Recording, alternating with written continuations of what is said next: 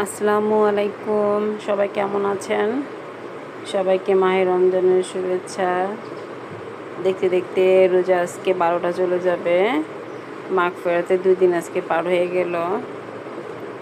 তো সবাই যার যার মতো করে ধর্মকর্ম করতেছে।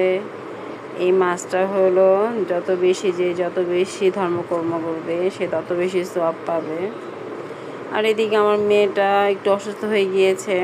অসুস্থ হলে কি হবে, সে কিন্তু বেড়াতে যাওয়ার উস্তাদ। সে এর মধ্যে বেড়াতে যাবে। তা আমিও ভাবলাম একটু ওকে নিয়ে ঘুরে আসি। তা আমি ওর সাথে কথা বলতেছি, কথা বলার মাধ্যমে চেষ্টা করতেছি ও যেন ভুলে যায় ওর অসুস্থতাটা। ওর মুখে যেন কি হয়েছে সেটাকে, যে মাউথ হ্যান্ড ফুড ডিজিজ বলে যেটাকে, তো কথা বলতে পারতেছে না। করে কথা বলতেছে, হা করতে পারতেছে না, মুখে লাল লাল গোটার মতো হয়ে গিয়েছে। আবার হাই বলে দিচ্ছে। তো আবার সেদিন ও কিন্তু সে নিজে নিজে রেডি হয়েছে। ও সাধারণত চশমা নিতে চায় না, কোথাও গেলে গ্লাস নিতে চায় না।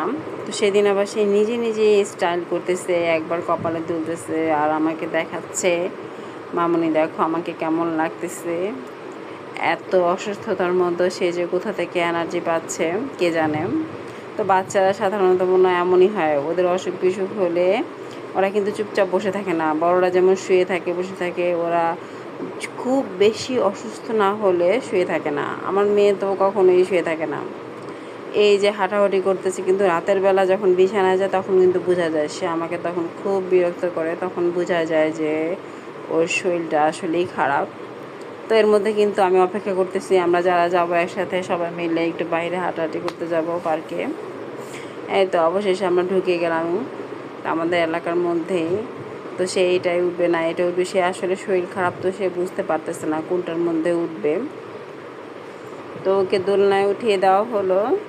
দোলনায় উঠে সে আবার খুব মজা পাচ্ছিল, সে দোলনা থেকে নামতে যাচ্ছে না। এদিকে আবার দোলনা সিরিয়ালও দেওয়া লাগে, দেখা যায় যে বড়রা উঠে বসে থাকে, বাচ্চারাও বসে থাকে, কিন্তু সিরিয়াল পাওয়া যায় না।